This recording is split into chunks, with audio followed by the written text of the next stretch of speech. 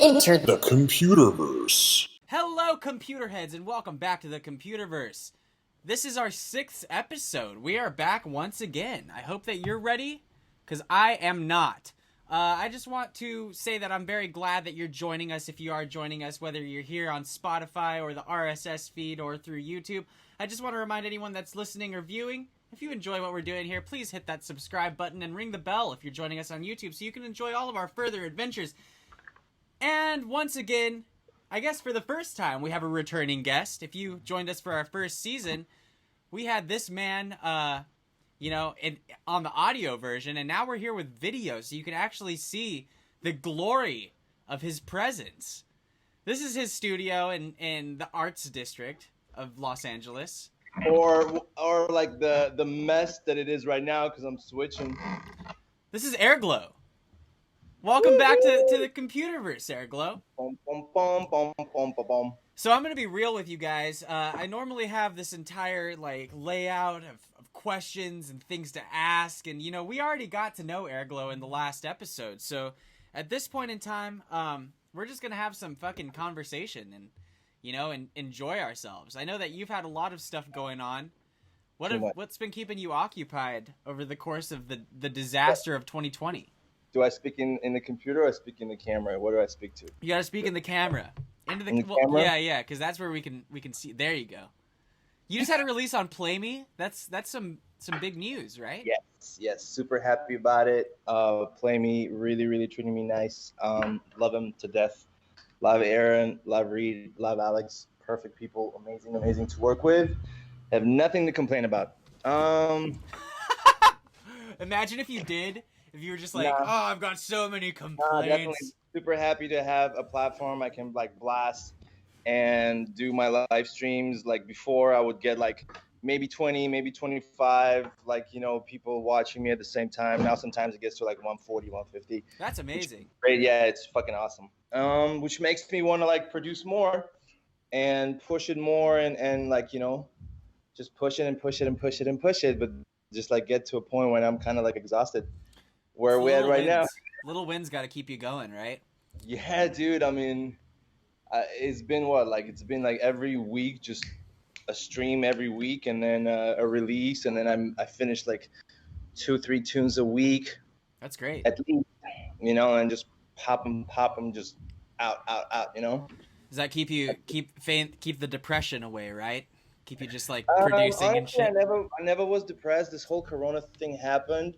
And everybody was like, "Oh my god!" And I was like, "Nothing changed for me." I mean, probably nothing changed for you too, bro. We're producers. We just sit at home, produce music, no matter there's Corona or not. We sit at home, produce music. So yeah. I'm a very boring individual. You have your odd jobs that you do, and then you move on with your life, come back to producing music again. The only thing I kind of wish sometimes I would have a desire to go and enjoy outdoors a little bit, but then I'm like, hell no, I'm doing what I love. Why the fuck would I go out and enjoy outdoors? Fuck outdoors. I'll just sit at home and create outdoors with sounds that I could, you know what I'm saying? I feel that way. I feel sometimes I'm there'll be plenty of time to go and enjoy all of the stuff that I want to do once you've hit those accomplishments, those milestones. Yeah, it's just, dude, honestly, all my life I've been kind of life been telling me no, you can't do it. No, you gotta go and do this and do other things that not music, and all of a sudden I hit a point when I'm I can't do that for as much as I can. So why the fuck would I not do it? There's nothing stopping me to do what I really, really love doing. Yeah. I don't for me, I work for 12 to 16 hours a day, but I don't consider it working. I'm really obviously I get to a point when I'm finished with the mix and I'm just crawling in bed and I'm moaning and I'm oh my god, and just fall asleep and pass the fuck out. But then wake up the next day full of energy. Let's go. I can't wait to finish tunes. That's have you experienced a lot of resistance? What? I'm sure we talked about this on the last podcast, but to be honest, guys, it was the first season. Might as well be a lifetime away at this point. So I know that you used to be in a band, right? What was the band called? Man, I used to be in a couple of bands, but the one with the music videos. There was there was a female singer, or she played, she did something, played guitar. Yeah, what was it called? Amera, that was the last band. The band before was Seek Irony. The band before was Privet Earth. The band before, there's so many bands, dude. There was so many bands. I played in a band on the cruise lines. I played in bands like, Yeah. You just- said you just- got SARS on a cruise line. I did actually, yeah, and that's why I'm not really scared from Corona. I mean, I'm scared from Corona because honestly, dude, that shit was really bad. Like the Corona thing that hit me, or the SARS, whatever. There was moments when I was suffocating because I couldn't breathe. Yeah. Like all the symptoms, I had them, and I remember feeling like 2 months later, after like I already got myself better. I remember feeling like my lungs couldn't like breathe fully. I remember that feeling. Yeah, it sucks. Having Corona sucks, but I haven't had this year. Thank God. Yeah. Thank God. I'm glad you're great. I'm glad you're able to belch on the podcast. Yeah, and the crazy thing is, Corona, like my career wise, has been like the best thing that ever happened to me. Because basically, What a statement. yeah. What I mean, a I fucking know it's statement not that horrible, but it is for me selfishly was the best thing that ever happened because I get to basically everybody went online. There was nobody going on shows anymore, and everybody went online, and all of a sudden you have a platform, you can showcase yourself, And as much as it sounds pretty horrendous saying that is the best thing that ever happened to me, I got to take lessons from the biggest of the biggest. Like I got lessons from Current Value. I got lessons with Urban Dub. I got lessons with. I'm taking lessons with Toebacks. I'm hanging out with Pat from Mode Step. And if Corona wasn't here, all these people would be traveling and they wouldn't have time. Yeah. And now I have a little bit of like a window of I wouldn't say opportunity, but a window of like just being able to actually connect with people on a personal level. And I think without Corona, that wouldn't be a possibility at all. And It's all how you play it, right? Because these people got like the worst hit, like from perspective like of not having any shows, and I feel really really bad because like me and Pat like became like really good friends, and he's telling me all these stories about like nightmare stories of how like he just like had to come back to US real quick and everything, but because of Corona and everything, they canceled tours and shit. I can't even imagine, but from my perspective, like I never had that. So for me, I got to like hang out and listen to these stories and actually experience them, even though it's like in a fantasy world, but still, you know what I'm saying?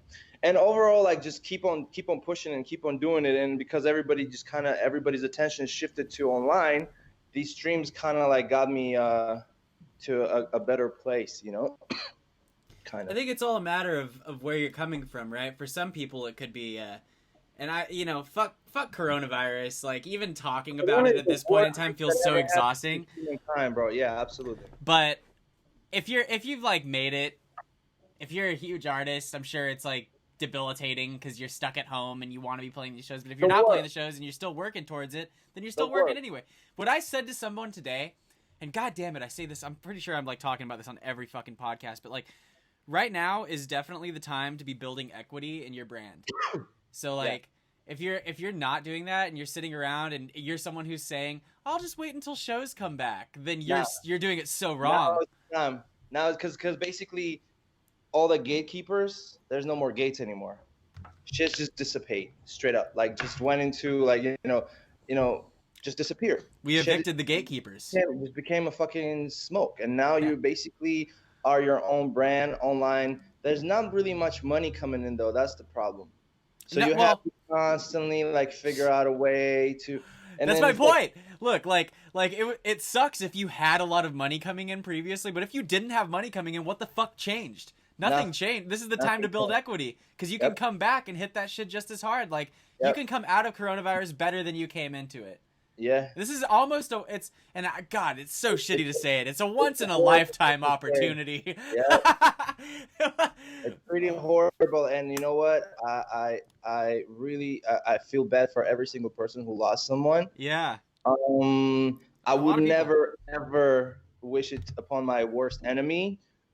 But in a retrospect, looking back to my career, it's like, holy shit, if it wasn't for Corona, I would never, ever. And it's not because because like the people that I hang out with, like they wouldn't have time. They wouldn't be present with their body. They wouldn't be present at the time at the place where they are right now, and they would be busy being superstars. And from that perspective, from only that perspective, it's good. But the rest of it, it's total shithole, bro. Yeah. Corona is like, it's just like I watch DJs perform and I feel for them, but then you have people shitting on people performing, which is understandable. It's totally understandable. However, it's like we're artists who want to perform, but now you're endangering people by doing what you love. And even though at the end of the day, like the thought of I just want to perform in front of people, it's kind of selfish. Still though, I understand both parts. I understand both parts. So Corona is like a really, really, really touchy subject, bro. I'll be honest with you. And as far as like talking about it, you always you get a lot of hate, no matter what position you choose. Yeah. I mean, people can hate. It's like what it comes down to in my mind is like if you're willing to endanger people no matter what, you're kind of an asshole. Like, I'm sorry, it's just you're gonna endanger someone's nobody life. asks people to buy tickets. I mean, people willfully buy tickets to go to these shows. You have full agency. Why is the artist getting shit for people willfully wanting to go and endanger themselves? I haven't went to one show. All I do is do live streams. I haven't went to one show because I don't have insurance. I can't go to a show because if I go to a fucking show, I don't know. Maybe I'll just turn around and be like, "Thanks, bro," and then that person will be coroned. And then I'll come back home and I'll fucking die or some shit. You know what I'm saying? Corona. So, yeah. It's a verb. So corona'd, They're saying that there are these like super spreaders, right? Like people who knew that they had it and went out and transmitted it to like a bunch of different people as well. That's the worst. So they're saying like some of these people in Germany are looking at like 10 plus years in prison. That's the because they knowingly did it. They knowingly went out and fucking that's spread like it someone around. who has AIDS just goes and fucks people without a condom. That's the worst, bro. Like knowingly, right? How sick No, is that? That's like No pun intended. You know what I'm saying, bro? It's like one thing happens and then all these like things happen around it that derivative of that one really big tragic thing that happened. And it's just fuck, man. No matter how you spin it, Corona is the worst thing that ever happened on humankind. No, it's not there. I mean, it's pretty bad. It's like, bad, but what about like the Holocaust? Like the Holocaust is fucking. Holocaust, yes, that's bad. But think about no. As far as like our modern history, like our modern history, like me and you, me and you. For us, we never had anything in our life like that. Right. This is worse than September 11th. I'm from Israel. Let's say I lived during the war. Fucking Saddam Hussein was about to bomb Israel. It's just kind of scary. We walked around with hazmat suits. I mean, like sometimes we were scared he's gonna fucking shoot biological weapons. Wait, who are we talking about? We're talking about Saddam Hussein? 2002, 3, 4. Is that what you're saying, or did you say Osama bin Laden? No, Saddam. It was Saddam. Saddam was like the whole like a boogeyman in Israel. Like the whole thing. Oh, Saddam is gonna just fucking bomb everybody, and then everybody's gonna walk around. He was just a real dick. Yeah. He was just a real big dick, right? For sure. No, total piece of shit. Total tiny dick energy, right? Total tiny. Yeah, but you think that was his deal? Was that Saddam's deal? He's just fucking smallest dick in his area. Speculate every dictator has a small dick. I mean, Mussolini they say had a little tiny dick. Hitler had one ball. Like too much energy, not enough. Sorry, too much money and not enough not enough genital energy. Is that the bottom line? I don't know. You can never say, because honestly, majority of them is just upbringing. Yeah, we don't know. Someone needs to create a website where you can just rate the dictators' dicks.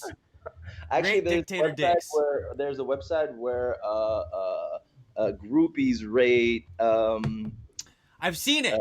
I know what you're talking about. Rock stars. They're like, yo, Lars has a tiny one. Like, they say something like, Steven Tyler is amazing, but Robert Plant he's rude as fuck or some shit. It's one woman, right, who's apparently fucked like all of these different people. No, it's not one woman. You'd be surprised, bro. It's actually plenty of them. Like groupies just get together and they're like they gossip and shit. Okay. I mean, power of internet, bro. You just Yeah. open land, do whatever the fuck you want, you know. Just fuck the group, fuck the rock stars, the groupies, fuck the rock stars. Yeah. Why the I mean, fuck not? There was one that I read where it was some dude from some band like Bad Brains or some like weird offshoot punk band or some shit, and they were like, he could handle 2 women on his own, but smokes way too much meth. Oh shit. Pretty funny, right? Smoking meth all night long. Like, dude, that guy's reality must be fucking Catch meth wild. with your mouth, bro. Yeah. What about the? I mean, terrible things that have happened in our lifetime. What about Jared from Subway? Remember that? Oh my god, That yeah. was a nightmare, dude. We Was trusted it him. what, We fucking trusted that 2008, man. 2010, 2008, 2010 that it happened. I don't know, bro. I don't It remember. was back in it was just when I arrived in US. Yeah. It was like back in those days. I really didn't like watch as much TV. I was just kind of practicing piano all day, bro. And that's the problem with musicians. We're kind of like bubbled in our own. Not all musicians are like you. Some people do it for different reasons. They do. That's You know? true. They do. People do it for No, different when reasons. I go into like this writing or promoting or producing mode, Yeah. bro, it's just life doesn't exist for me anymore. I literally just kind of like just close out. Everybody's like, oh, that's gonna happen. I mean, as long as I can do what I want and I can make music and produce it and put it out there, life is good, you know. Yeah. Yeah. I feel you. I mean, I don't know how we got back into music from Jared You know, from it Subway though. sucks. As long as I have somewhere to sleep and then wake up and make sounds that are loud and bass lines that are just earth shattering, I'm a happy guy. I think Jared from Subway, if he just had an outlet, you know, that's another guy. Tiny Dick Energy, and they gave I'll him be honest Subway with gave you, him too much bro, money, dude. Anybody dealing with pedophilia, it's just so bad. Just It's a the tragedy of our thought- time.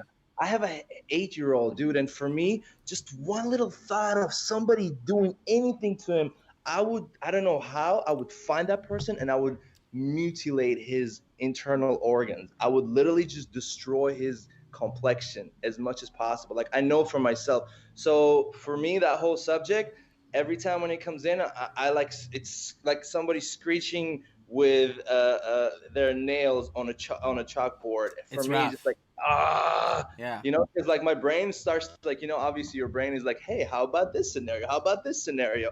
And then you just like, fuck, you know? Well, I feel like that dude's been in prison for a long ass time now. He's probably not having a really good time over there.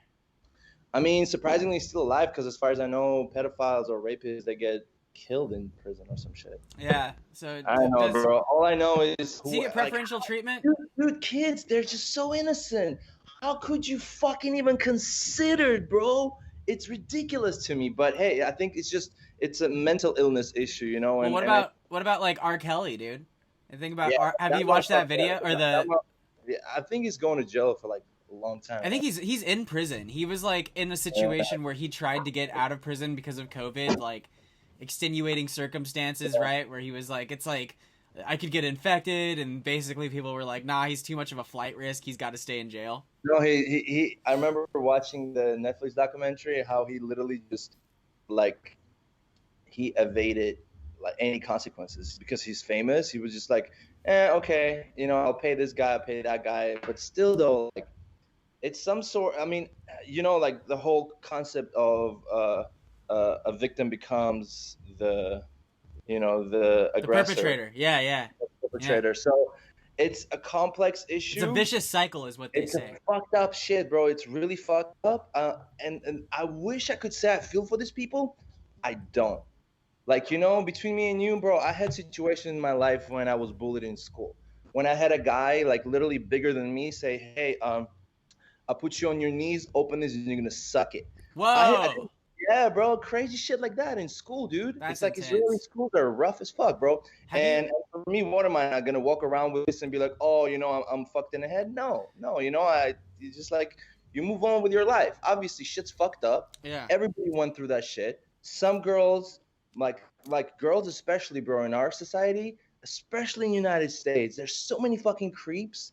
Like I can't even imagine how to be a girl. Like you walk around every day, you feel like it's a constant fear like mentality every fucking day. So I totally understand the situation. The problem is just I have no solutions, bro. We're musicians. We're not dealing with this. We're not law enforcement. We're not psychiatrists. We don't go deep into these conversations and issues, and we don't know how to fix it. Well, So wait. We're talking about we're talking about a musician though. R. Kelly's a musician. There's a lot of like. I mean, I don't want to dive too far into this because obviously it's a fucking.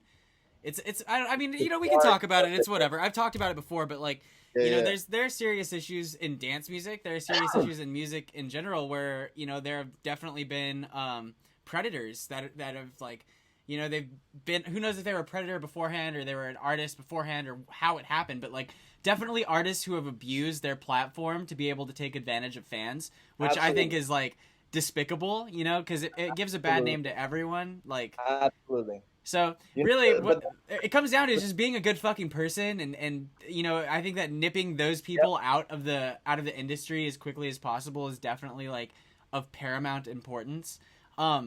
But yeah, I just wanted to touch on what you said previously. I mean, like you were like between you and I, you know, obviously we're on the podcast, so like you know, and you and me and whoever else is watching this. Have you ever watched that show, Dave? Are you a Lil Dicky fan? Oh, I love it. Yeah, I love the show. Did you see that episode where I mean, spoiler alert, right? If you haven't watched it, it's worth watching. I'm not really giving away anything, but there's an episode where he's getting this record deal and he's making a music video, and it's about him going to prison and biting some dude's fucking dick off.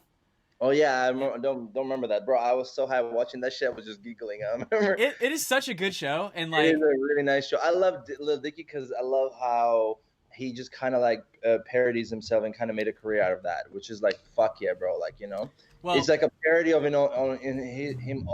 he basically transmutate his insecurities into a career. Like, why don't I just go and dive into the most, like, it seems like his whole career is like a giant therapy session. Well, he's an unbelievable rapper himself, which is fucking awesome, you know. He's an unbelievable rapper as well. I mean, do you know? Incredible too. Absolutely, yeah. I think one of the things that and the music videos that he does, ingenious. Okay, so I was just gonna touch on that. I think one of the things that Dicky does really well, and any artist should take a page out of his book, is just the overall grasp of his vision and execution is like so him. That's so important, and like I think a lot of people rely on other people to get the streamlined ideas. It's like, dude, this guy came from a background in PR. Like Dicky was doing PR for like major companies, right? And then he fucking and if you watch Dave, that's what he was doing. He quit his job in PR and segued into this other thing, and he's just so fucking smart. How he like not only is his flow immaculate, but like, dude, this guy like, dude, it's all marketing. It's all marketing. If you have a grasp of solid marketing yourself, and I mean, I even suffer with this. I look at some artists and I'm like, whoa. Like the tendon of every musician is marketing. Marketing. If you have marketing down, bro, you got a career. That's kind of like annoying because we all grew up like, and then there's such a giant learning curve to anything that has to do with production or music that you basically achieve that Everest, and then you just like, oh shit, there's a whole nother mountain I have to climb, and by the time you climb that mountain, if you're lucky, you like, oh, you know, now I'm like too old for this shit. I think it's like, it's so multifaceted because you have to be, well, I mean, if you want to be a self-sustainable artist, like it definitely helps to be very good at music. Absolutely. But some artists simply are not, and some artists are just marketed machines, and like that gives you a leg up, I think. But in the end, there's no sustainability, right? Because like you need to be able to produce your own music and do your own thing and like you know, project your own brand. The problem is, I think the tragedy of our time is that music doesn't pay. Unfortunately, the tragedy of our life, the CEO of Spotify has a $2.5 billion net worth, and musicians getting paid $2,800 for million streams. Million streams, bro. How hard is to get a million people to listen to your shit? It's hard. And all you get back is $2,800, bro. Yeah. Where the fuck is that logic, dude? Yeah. You know, it's insane.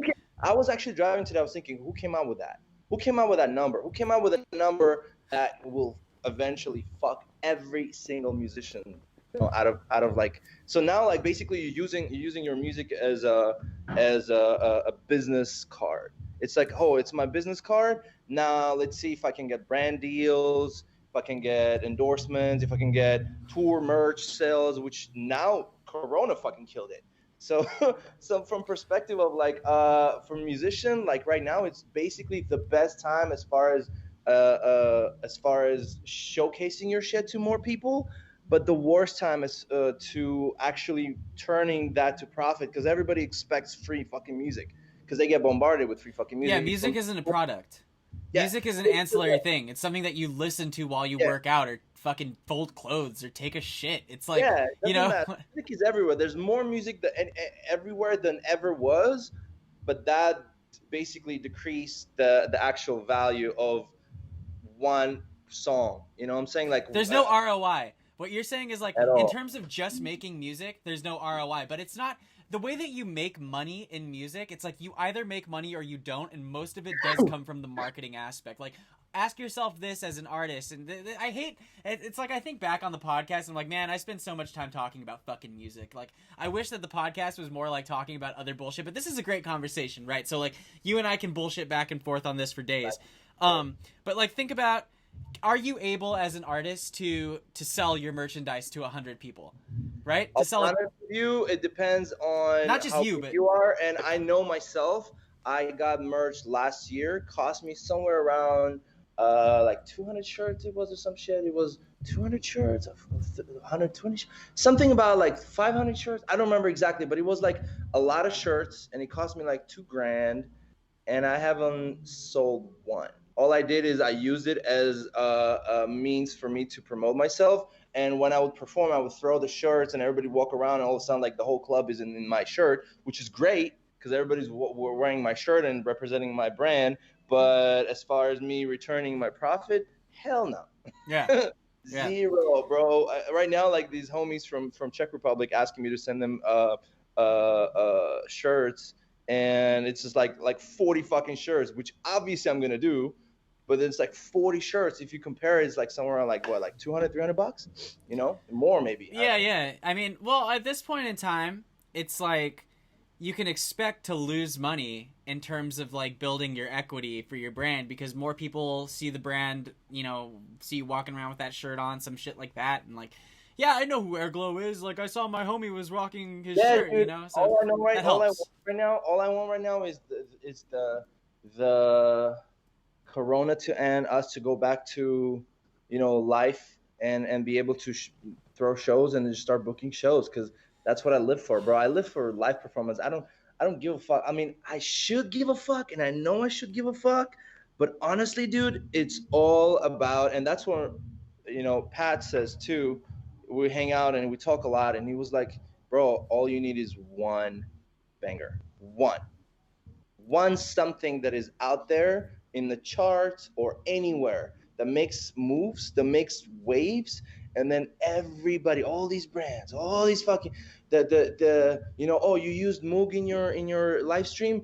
Oh, Moog is, although Moog is a little bit of a snob company, obviously, although I love him and shit, you know what I'm saying? But like, you know what I'm saying? You use some piece of gear, all of a sudden that company contacts you because holy shit, you know, you have like top 10 record or some shit, you know what I'm saying? That water company could sponsor top 20 you on Beatport, you know what I'm saying? Right now, it doesn't even need to be Billboard, bro. It could be like, I remember Benny Hill made a career out of it. He was the first drum and bass artist on actually like global top 100. He was number one, the first drum and bass record to be number one on Beatport. Full on. Not a local, not a house, not a drum and bass, no, full on like the global chart. He was number one with this track, Police and Helicopter, and boom, create a career out of that. You know, obviously the tune was, I didn't really like the tune, but like the shit that he came out was like legit. You know what I'm saying? Like he had a sound, he had an identity. So that's what it is. I think in the end of the day is just coming up with your own identity, your own sound that is dope. And also obviously the production, because we're dealing with electronic music and it's kind of like 80%, but you can't get away with shitty, I hate saying that, but you can get away with shitty music if the production is on point. if the marketing's on point. The marketing is on point, obviously, too. But the production, like when it hits, even though it's just one note, it doesn't move. There's no like beautiful chords and shit. It's just one fucking note just hitting you in the face, you can get away with a lot, you know? If it's good for what it is, there's Yeah, different that's things what I'm that are trying to say. good for Also, different reasons, right? and also if you like, break boundaries, for example, like you push the notch on the loudness war a tiny bit more. Like, it's already like Yeah. so fucking loud, but like let's say your master like hits like minus, not like right now it's like -4 is like the standard, but like you get your shit like -3.6, and it's like a little bit louder. Like when people listen, they're like, "What the fuck?" How did you do that? That also works. I don't know, dude. It's so complicated. I think that's like more disruptive on the pedantic side. Like, if you're disruptive in any sense, I always say this on the podcast, like, you're gonna have some modicum of success, right? But in terms of charting, I think that you hit on something that's like pretty valuable, and I just like considered this the other day because having a track on the top 100 for one sound, like not the overall, obviously, is like its own game for Beatport, but like I was thinking about how people focus so much on Spotify now that there is still attention on Beatport, and like who are the people that are looking there? It's like DJs, and so who are the people that are moving the tracks? It's DJs. Like, people are playing the live streams, and like there's value there. You're getting rinsed. You get motherfuckers listen to your shit. That's it. Yeah, there's value there. Like, it's not like, I think that if you do chart on Beatport, then you're more likely to get more Spotify streams. Like, True. I don't know. I used to think like, because people say this, right? Like, you'll have managers, you'll have other people that they all like get their way into your circle, like your creative circle in your brain, and they're gonna tell you like, this is what matters, this is what you focus on, and that's not always correct. Like, I don't know. It's pretty subjective because like Spotify matters, right? Like, you want to get like 30,000 streams or more. Spotify is like #1 place where everybody goes to listen to, because from a user perspective, it's a fucking badass platform. It's the best fucking platform. The AI, holy fucking shit, dude. The AI of Spotify that suggests you, oh, you heard this, oh, check. It's like Shazam, but like reverse.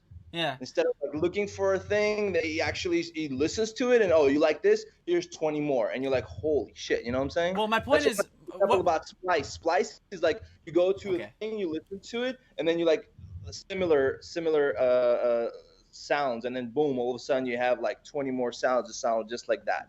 That shit's dope too. Yeah, well, I mean, I think the point is to not discredit the other platforms as well, though, because they're all still garnering traffic, except for really SoundCloud. Like, I think SoundCloud is an incredible, it's dead. Like a cloud. Like for me, I use SoundCloud for basically, it's like Dropbox for music.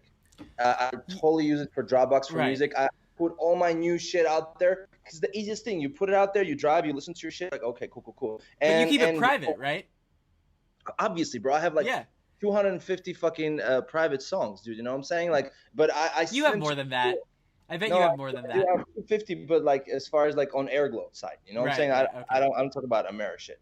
Or like other shit, or like my own, like, the shit that I didn't upload it on SoundCloud. The shit that I just shared with homie producers, like, yo, what do you think about this? What do you think about this? What do you think about this? Perfect for that, because it's like, others don't really have a good cloud player, I would say. Yeah. SoundCloud for that is incredible. But as far as like obviously representation of your music, also SoundCloud is good for like, you can't really put bootlegs on anywhere, but you can put it on SoundCloud. I have so many bootlegs on SoundCloud. I have a whole playlist of bootlegs on SoundCloud. There's like a whole can of worms there. I feel like it's like, why even do bootlegs? I feel at this point it's like, do a bootleg to just play it. Here's how I use bootlegs. I create a bootleg, and because I take something that inspires me. I create something. You know how sometimes you sit there and all of a sudden the tune just happens. Like, hours, boom, shit happen. You're like, what the fuck? I've done it. I still do it, but I've gotten in the habit of swapping out the bootleg part and just like being like, you have a tune. Yeah, then you have its original track. If you go on my SoundCloud, you listen to the bootleg that I did for Jane's Addiction. Right, it just came out as what about Pigs and Zen? Yeah. Right, the whole drum section. I just took it. I put it on something. Boom, there's a whole track. Completely new track, my own, the really badass fucking drum section that I loved. that I was like, why am I giving this for free to these people? Although like the drummer from Jane's Addiction heard it, he was like, yo, that's badass. Fuck yeah, perfect, thank you, sir. But does this pay me? No. Is the original gonna pay me? Hopefully, I don't know. You know what I'm saying? So, but again, at least having a possibility and opportunity to be able to monetize that, Right. is like, so use the, basically what I do is bootlegs. I just release bootlegs because bootlegs also cool to drop because people love, especially in America, especially in drum and bass, people love to be to basically, in order to, I'm in a position right now when at least in 2019 when I was performing, sort of an educator. When I perform, I would be, hey guys, this is actually cool. Listen to it. This Well, is dope. that's what any No, DJ should be doing if they're doing I their due know, but like diligence. with drum and bass, it's even more because like because house and rhythm is so dominant, and I mean so fucking dominant that if you put drum and bass, people like when you whistle to a dog and he goes like, huh? You know, like that's how people look. People like, what is this? What is this thing that you talk of? Because they're used to the 1 and a 3 being so dominant in house and in rhythm, and Oh, all of a sudden when you put them on a 2 and a 4, you know, they're like, what the fuck? This is weird. It's too fast. I don't understand it. So when you put something that they know, for example, there are all these remixes like Come Together, or there's this TC remix of This Is America, and, or 21 Pilots, or any of the there's an Africa Toto TC's remix too. You know what I'm saying? All these little things, or another TC like fucking god of bootlegs for drum and bass and shit. You know, so when you put something that the familiar and then you add drum and bass to it, you get more reaction. That's what I kind of found out when I play. You know, like compare that to a full-on deep drum and bass set, and just bombard them with like really really amazing production, that you lose them. Like on the third song, you lose them. They're like too dark, don't understand it, don't want it, don't care. Like, you know what I'm saying? You have to literally go. First of all, you have to start when you want to, in America. When you want to lure people in, you got to start with half tempo because they're used to it. They're used to hip hop. They're used to. I'm gonna hold you. I'm gonna cut you off for 1 second because wait, it seems like the actual recording stopped like 3 times in the middle of your in the middle of what was just happening right there. So no, it's totally fine though. We're still going. Give me a second. I'll splice it together. Hopefully the ideas were transpired. I think that he touched on some really valuable things right now. I think as a whole, with music, like dance music in particular, I think that what you said is it resonates in terms of dance music as a whole. Like there's pop dance music, which is for all intents and purposes pop music. But if you're even a house DJ and you're just like doing house music, like there are more niche genres of any genre out there. Yeah. So like if it depends on what kind of artist you are. Like there are artists like Cash Cash. I love Cash Cash. Cash Cash is basically a pop act at this point. Yeah. There are artists like MK is a house artist, but MK makes like house music. The Black Madonna is techno, and like Black Madonna just did a revamp of a Dua Lipa track. So I would venture to say that Black Madonna is about as commercial as you can go in that scene. And don't shit on me. It's true. Well, when you work with Dua Lipa, music, bro, because everybody wants to make money at all. I'm not going to shit at all. If I could make money off of drum and bass, I would. And I wouldn't give a fuck. However, there's this... What's the most commercial drum and bass act? I would say Worship. Worship is like this company that has 4 or 5 DJs, 1991, Dimension, Subfocus, and Culture Shock. And they're basically the most, like, when I went to watch them in, where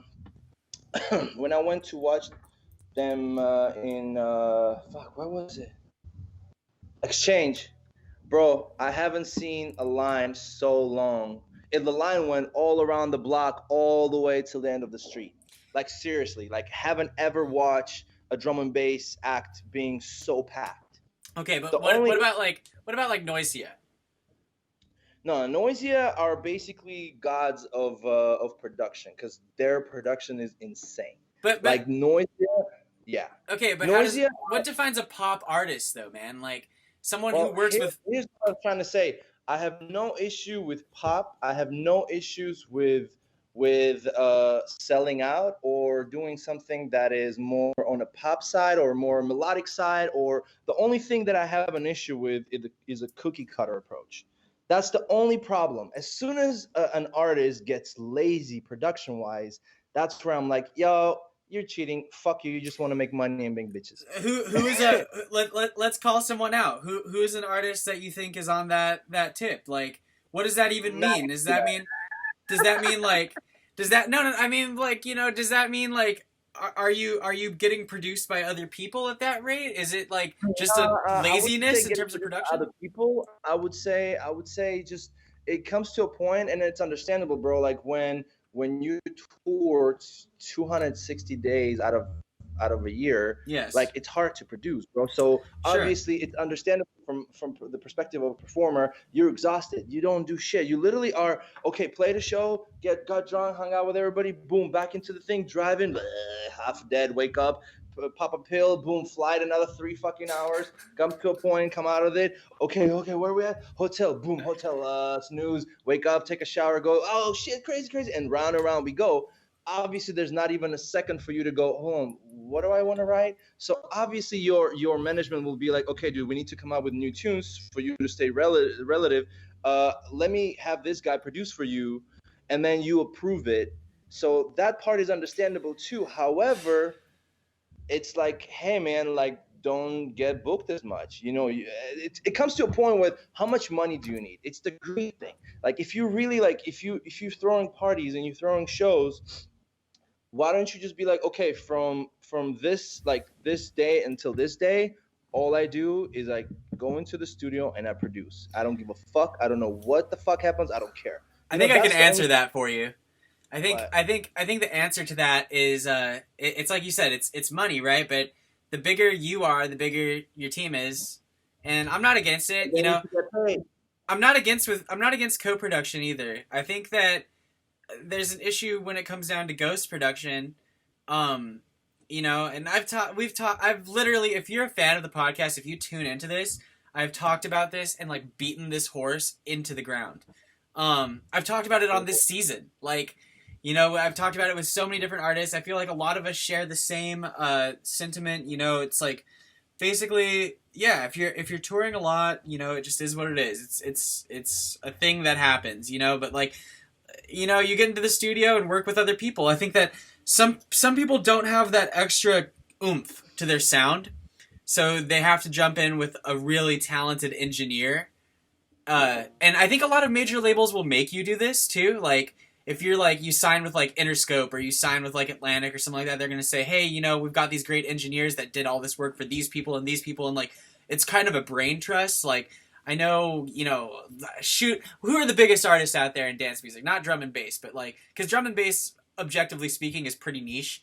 Like, I'm talking about like major. So like Calvin Harris, Marshmello, Zedd, Dua Lipa, like, yeah, any of these artists, like, there's more than one person working on the records. Like, it's very rare that you find someone that's a one-stop shop for everything, and the reason for that is because there's so many people on the label and business side that are gonna, you know, be invested in the tune. It's like when you go to Marvel and you're talking to them about like pitching a movie or Netflix or something like that. Like, they're gonna have 10 different people have input in it, right? And like, they're gonna screen the film beforehand and be like, this doesn't test well with these audiences. Like, Billie Jean. That Michael Jackson song, there were like 72 different mixes of Billie Jean. I might get the number wrong, but like they went with the second one, right?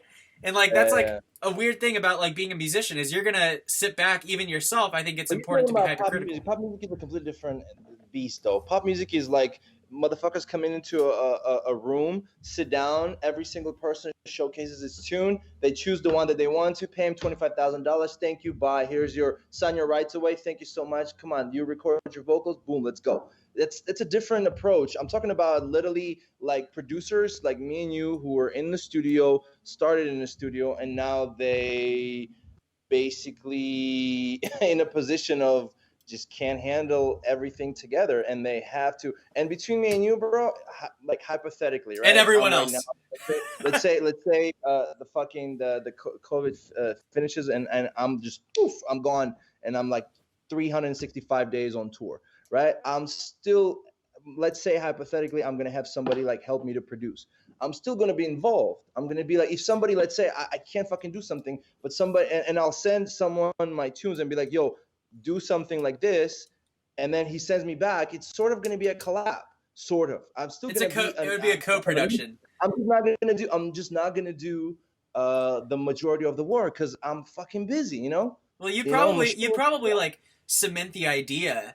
See, like there's different people, right? Different I strokes know for different myself, folks bro. is what it comes down I'm to. a fucking freak, dude. When it comes to production, I would be so micromanaging. It's gonna be insane.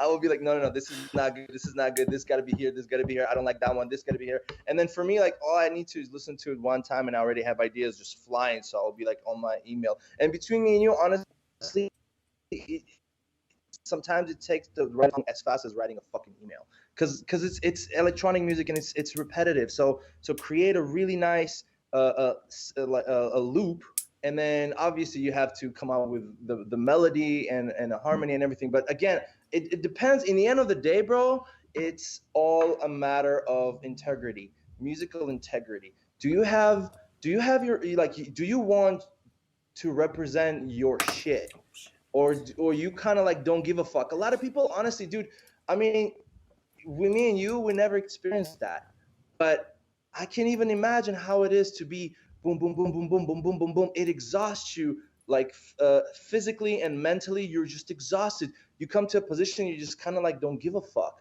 It's understandable. However, if I would be in that position, I probably would be like, yo, I need like 2 months of complete nothingness. You guys made your money. You guys are happy. Can you give me 2 months of just nothing? Like, because everybody knows that Avicii tale, that he got fucking, Yeah. just Tell just it. Tell kind the of Avicii like a story. horse, just go fast, fast. Even like, you see that Netflix fucking documentary when he was like telling his manager, I don't want any more shows, and the manager was like, yeah, for sure, but you have 4 more. And then after 4 more, he's like, you got 4 more, and you're like, yo, I told you I don't want to book these shows. You know what I'm saying? So I Okay. would be if I would be making that much money for everybody, I would be in that position of saying, hey, dude, I need a break, and I need to take.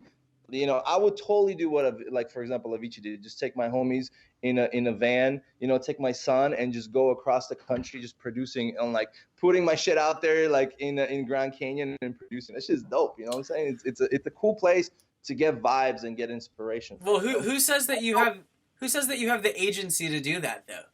Because the thing is, once you get to a certain point, it's like, yeah, you have 4 more shows, and then you're like, okay, but I'm done. And then they're like, yeah, but we booked 4 more shows because we've got a team and everyone's got to eat. And like, when you take a break, everyone takes a break, and we can't all take a break. So this is the way it is. We've got to pay back the ROI on the label. You got 250 grand from the label. We got to pay them back. That was all for marketing.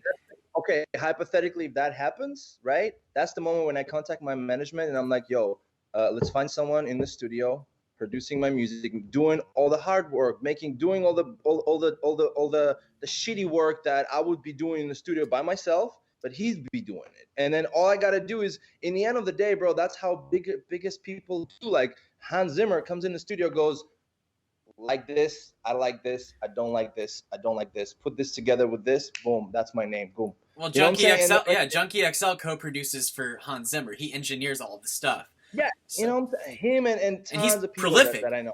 I think that it's good to be transparent about that kind of stuff, though, as well. Yeah, I think that between me and you, I would be totally transparent. I'll be like, yeah, I had motherfuckers help me with shit. Because why? Because I'm fucking busy. Why the fuck not? And I don't think that people care about that either. What? I really don't think that, like, consumers give a fuck.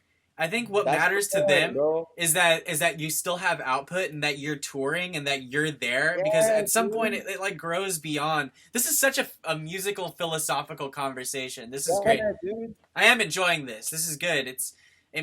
We oftentimes have this conversation, I feel, but it never goes this deep. But yeah, I mean, for some people, I think once they hit that point, it becomes very stressful, and like, you have to make that pivot. It's almost like a battle with your integrity, right? Like, do I have to do everything myself? And like, when you think about it, if you want that pop level of success, you have to be totally cool with like Bro, bending over a even little right bit, right? Bro, I say even this right is now, I'm not touring. I still have a homie, Richie. Just for the sake of a second opinion, I send my shit to him. What do you think about it? Most of the time, it's like, yo, kick his shit, snare his shit. I'm like, all right, cool. He helps me with that. You know what I'm saying? So for me, I still have somebody. It's good to have as a musician someone that you can just be like, what do you think? Because like sometimes you're too much in your own box, and you need that second opinion for somebody to be like, I don't know. But you got to obviously trust the person, you know. I think it's really dangerous when you stop giving a fuck about that. Like you need to not give a fuck, but also have a balance of like knowing your shit. But like when you're at the point where you're like, I just did it because I like it, and that's it, and everyone has to buy into it. Like that's not objectivity, you know? No. What I think is, yes, there's partially what you say is true. However, I think you really need to love the genre you're involved in. If you don't love the genre you're involved in, don't even do it. Don't do it. I know a lot of people that are my dear friends that were doing one genre and all of a sudden they just don't like it anymore because of different reasons, because it's just got repetitive, because he got the same shit over and over, because they just don't see anything else. For example, I have a lot of friends that do rhythm, a lot of friends who do rhythm.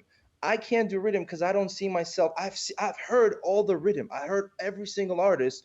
Every single is unique in its own way. I don't see myself adding anything new to it. So why the fuck would I spend my time on it? Same thing goes to producing anything. If you if you represent your sound and you represent the genre that you're in, then fucking hone it. Be the best at it. Okay, You know? profound question.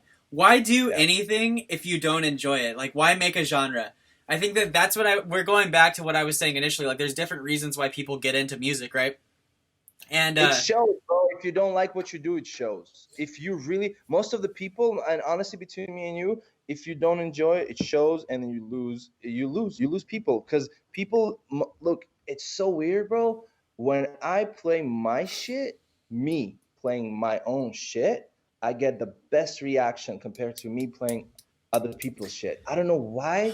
I don't know what it is about. It's maybe the energy or the feeling that I put into that or how I play, and all of a sudden it's actually me and it's original shit that people like never heard before.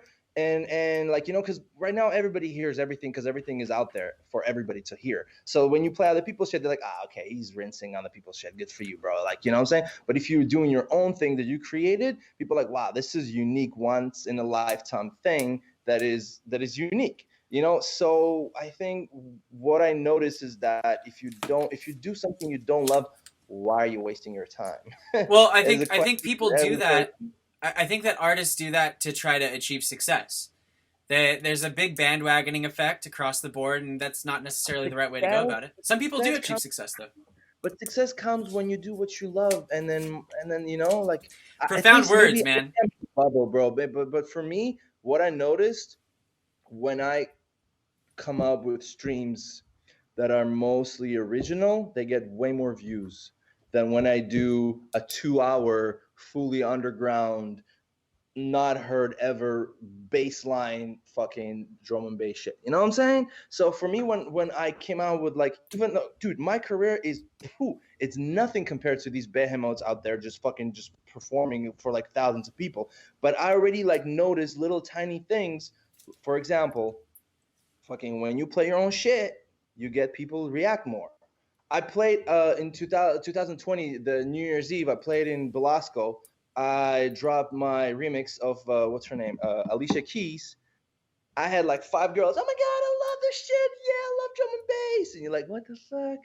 You know what I'm saying? Well, that got supported by Alicia Keys too. Huh? Yeah, of course. Yeah. But again, like, you just because it's like, it's your thing, and you somehow has a physical connection to it, emotional connection to it, then I think people kind of like intuitively, subconsciously, because music is very subconscious, and people just intuitively just like plug into it, you know? How does someone know, though? I mean, how most people don't know. How are they going to know it's yours without you saying that it's your song? You know, They don't. People They tune don't. into that, I guess, and that's like a... playing subconsciously. It's an I don't know ethereal why. thing, Because right? Like I said, no, because like I said, everybody hears everything that comes out right now.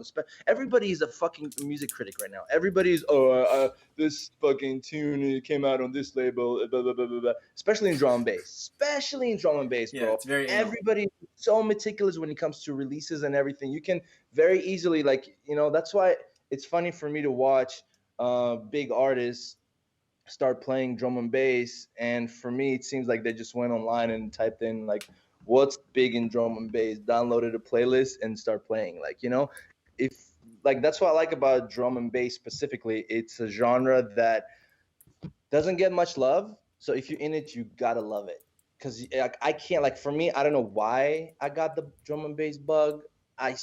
Everybody tells me like don't do it, there's no money in it, why are you wasting your time, go with something that is more easy to fucking sell, do this, do that. I just can't, I don't like it. I fucking get bored. I start doing 130, bro, I get bored, I bump it to 174, party, it's What about crazy, dude. what about the business side of things? Like, I've Yeah. been tinkering with this idea, myself, and I think about like where are all of the great artist managers at? I was thinking about this. I tweeted this the other day. Like, where are the up and coming artist managers? I feel like maybe it's like everyone just pivots to being an artist, and like down the road maybe they decide to be a manager. But there are so many people that are like they just know right off the bat that that's what they want to do. I feel like there's a profound shortage of people on the business side that are attempting to elevate, not just electronic acts but acts in general. I'll be honest with you, I'm not a manager, and I can't really answer that question because. Well, it's a philosophical kind of question though. Like, Well, where the fuck are they? well- Oh, I just broke the pin. See, passion, Oh, someone is angry. I'm I'm just angry. kidding. Yeah. So, but where are they? Where are these people? Because part of what is important, right? Part of what gets you to that level of being able to tour and to do all the things that we were just previously talking about is like you gotta have a team around you, and yeah, exactly. That's dead on that face.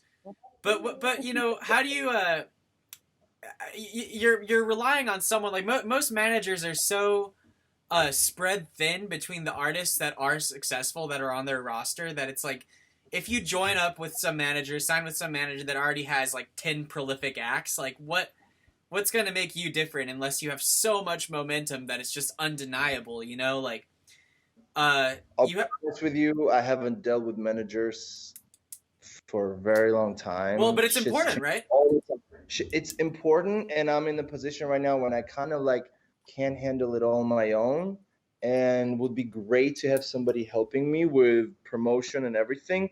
However, I think managers, especially at this day and age, they're way more careful to pick an act, because picking an act, it's just like, what I'm saying, it's their name, it's their brand, it's like they are you, but from a business perspective. So if you have no business, or you don't bring any business, or you're in a genre that has no business or doesn't bring any business, why the fuck would somebody from a business perspective deal with you at all? Well, that's a In the end prolific of the day, manager though.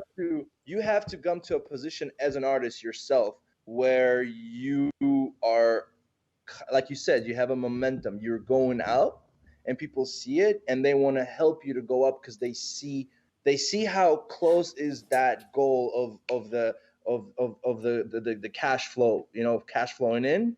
And obviously, dude, in the end of the day, you have to understand music business. It's a music business, entertainment. It's entertainment business. It's business. It's music. Of course, that's why we're artists. We deal with the whole, the emotional part, the magic part. They deal with business, and in the end of the day, it's numbers, it's math. It's the same thing that has to do with why films produce so much fucking superhero shit, because they need to pay fucking rent. They need to make money. But in the end of the day, you gotta make fucking money what you do, bro. I don't disagree, man. Every business, But think about anybody in that position. They all started out like as an egg. Everyone starts out as an egg. Everyone starts out the same, bro. Like, I think that there's a severe profound shortage of people on the management side that actually fucking push. Like, I think Because that there's no money, bro. Because there's no money. but that's the wrong way to look at it. There's no money in But artistry. what do you There's no mean? What money. do you mean? There's no money being an Bro, artist. why do you think there were so many managers or so many bands like during the 80s and 90s? Because it was such an easy business transaction. All you got to do is get a bunch of dudes in makeup and leather pants, fucking put some sort of a weird ass ballad in an album, and boom, you sign to big labels. That's not that give true. you There quarter definitely there were advance, definitely but they so know- many failed acts in the 80s, bro. It's Oh, the same fucking absolutely song there and were. dance. No, absolutely. There were, of course, but as far as what I'm trying to say is the whole funnel, the funneling of the money was easier than right now. Right now, it's hocus pocus. The Before only it was difference is literally- that now there's streaming. That's it. But streaming is zero money. How Yeah. the fuck major labels did their money back then? One act. They signed Metallica. That motherfucker supports 95% of all the artists on that fucking label. But not every artist is Sell Metallica. out. Not every What? band. Not every band was Metallica, dude. I And know. not- Okay, hypothetically, let's Like, look at let's now, take right? lesser bands like Rap. Rap would get signed to a label, right? That has, let's say, Motorhead or some shit, Okay. Yeah. or not even Rat. Fucking what's they call him? Saxon would be signed to the same label as Motorhead. Motorhead would go headline fucking a tour. Saxon would open for them. Obviously, Saxon would get the fans from Motorhead because they opened for them and shit. You know what It's I'm saying? very incestuous. Yeah. Yeah, dude, and Things it are the was- same though. Right now, things are the same. I know, but they don't make money off CDs, bro. There Motherfuckers, was- dude, why you think? Hold on. Why you think the Country Act are still going? Because these people in the South, they still buy CDs, bro. They still do. They still buy merch. There's someone with a ranch wants to throw a little, a lake get together. He books an act, pays them 2 G's, and then they bring with all their merch. And guess what? All these motherfuckers like just come over and they're like, "Yo, I want to buy a shirt." I remember when I lived in Austin, motherfuckers still buy shirts. Who the fuck buy shirts in LA? Nobody. They Well, expect you to okay, do but the that's- shirt 'cause, like, yo, I showed up. You know, what I'm That sounds saying? like a- I showed up to support you. That sounds like a difference as far as location goes. Like, I think that my point is, it's very valuable still to have someone who gets behind you that isn't necessarily like a giant manager. But the thing is, it's like there are different factors in looking at this, How are they right? gonna Like, for it? say that again. For it? Streams? No, Well, no, it's you- not. It's not even about that, bro. You make the money when you get the money. You Jack, you get million streams, monthly million streams. You're still an barely egg. getting the minimum wage. Okay, it doesn't. The streaming doesn't matter. You're gonna. You're a big act, bro. You can play giant festivals with million streams. You can go to an agency, be like, I got a million streams on Spotify. They'd be like, here you go, play a festival. You know what I'm saying? Then if you play a festival and you invest in a really badass merch, and then there's like someone in that giant festival with a booth that looks incredible, motherfuckers like, whoa, what the fuck is this? Then obviously, in the end of the day, it's all about how you present yourself. But again, like I said, like we talked about in the beginning, nobody teaches you that. You're too, as a musician, you're too submerged in how do I make this song pop? You don't come to a position thinking, oh fuck, I have to now contact this guy in Colorado that does welding, so he can send me for $6,000 this crazy ass, completely transformative a merch booth that I have to carry it with myself and pay extra fees on every single fucking flight.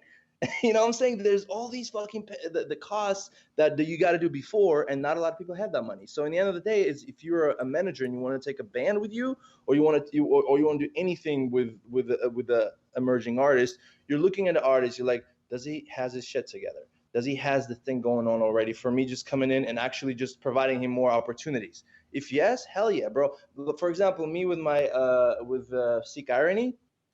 They had a little money from their parents, so they bought a house and they created a studio. So that way they would continuously making money. I don't know how much money because, you know, I wasn't really involved in that thing, but they bought a school bus. Oh, not a school bus. It was like one of those like blue buses, like little tiny one, but they completely rearranged it and basically made it a tour bus, which we used to go on tour. And in the end of the day, we still end up paying from our fucking pocket. I have to connect with my homie here who grows weed to give me like 5-6 G's just for the gas, bro.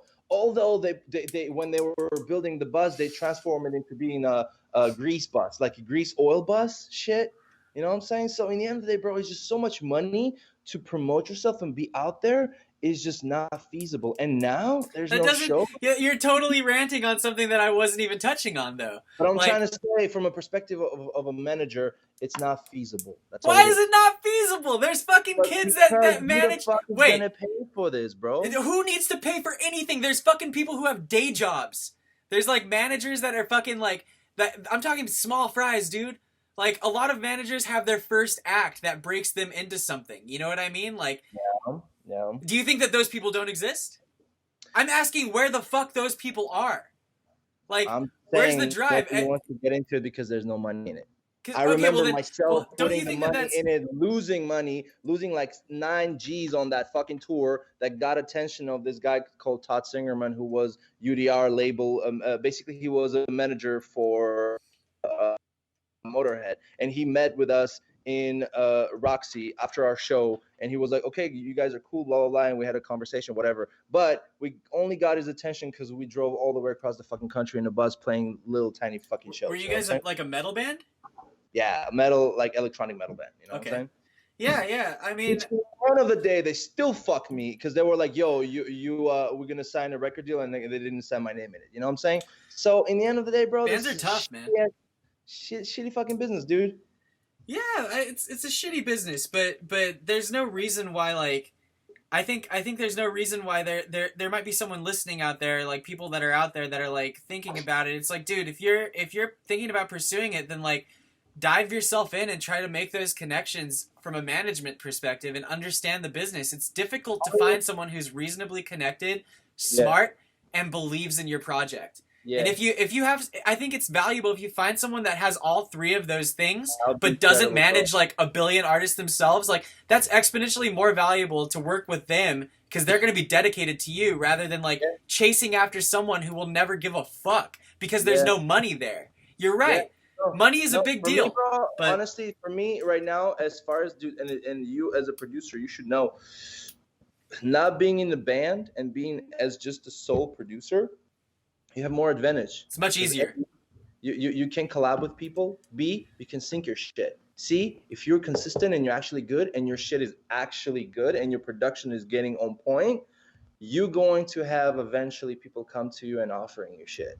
Because if you're an innovator and what you're doing is cool and captivates people, even though if you have 6,000 people liking you, people are gonna be like, "Yo, this is dope shit. I want to help you." You know what I'm saying? Like, and Yeah. that's where I'm happy. That's kind of like where I'm at right now, and that's where I am happy to be with Play Me at the position where I'm not big, but I'm making consistent moves because I just love what I do, bro. Is the bottom line of it all. You gotta love what you do, otherwise you won't be able to sustain. Longevity is the key. I don't give a fuck about one tune. I want to be people like dude, Madonna, fucking 40 fucking years, dude.